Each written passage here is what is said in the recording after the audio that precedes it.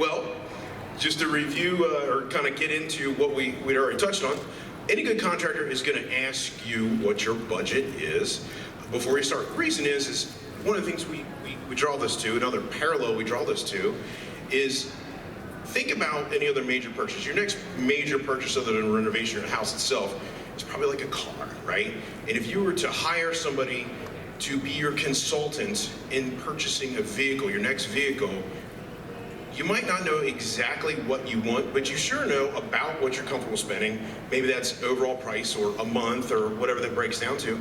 So whoever you are working with can get you to the right car lot. Are you going to Chevy or are you going to Cadillac? We don't know. But that's where that budget portion, that budget discussion comes in, so we can guide the project from the very beginning and get you to the place that you're comfortable going. You want to keep 15% of your budget set aside for unforeseen expenses. We've seen all kinds of crazy things when we open walls. We've seen a bathroom that was wired with speaker wire. I'm sure the fire would have sounded great. We found loaded weapons. We found piles and piles of razor blades. All sort of other things that we can't mention on a public stage. That is a fact. So it's always good to keep that money set aside so when these things come up, it doesn't burn you. And that way, if you have something left at the end of the project, you can spend it on decoration or whatever you choose. Here's a fun one. Be on the same page as your spouse or business partner. I do a lot of the sales in our organization, and over the years, one of the running jokes I've had is, hey guys, I've got a pair of boxing gloves in the trunk if you need to work this out in front of me. You know, part of having a low stress renovation and part of having everything right is, you know, being on the same page of what are expectations, both budget-wise and finish-wise. Get some sort of ideas, even down on paper, so that way when you present to your contractor, that information is already been agreed on and you don't have to get into any disagreements in front of the contractor. Unless that's something you want to do. So you want to get at least 3 estimates from different contractors, and the reason for this is you want to make sure you're getting an apples-to-apples comparison. Because it's often that sometimes what my brother and I might interpret what you say is different from the next company. So you want to start out with a list and a drawing or something like that to make sure everybody's bidding the exact same thing. Be very, very wary of big differences in price. If you've got a bid for 15 and you've got a bid for 17 and you've got a bid for 8, the person who gave you the $8,000 bid is clearly non-compliant or is going to change order you to death.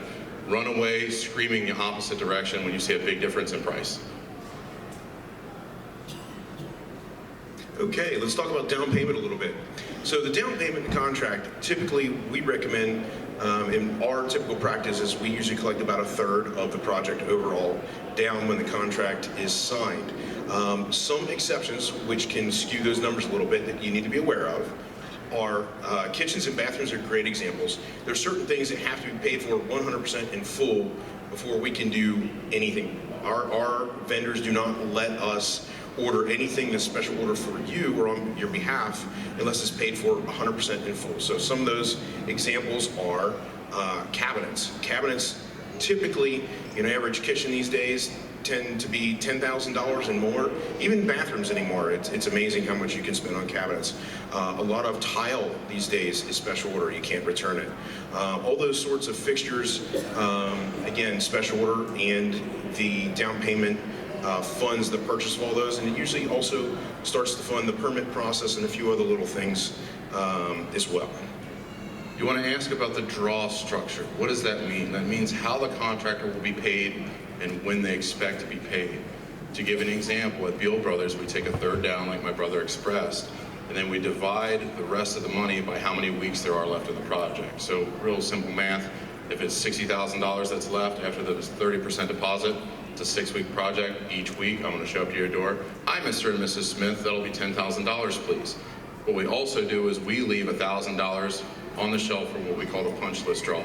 And that way, if there's a single solitary screw or nail that's out of place, you hang on to that $1,000 because that makes sure that the contractor will come back. So don't be afraid to ask for that from your contractor, no matter who it is.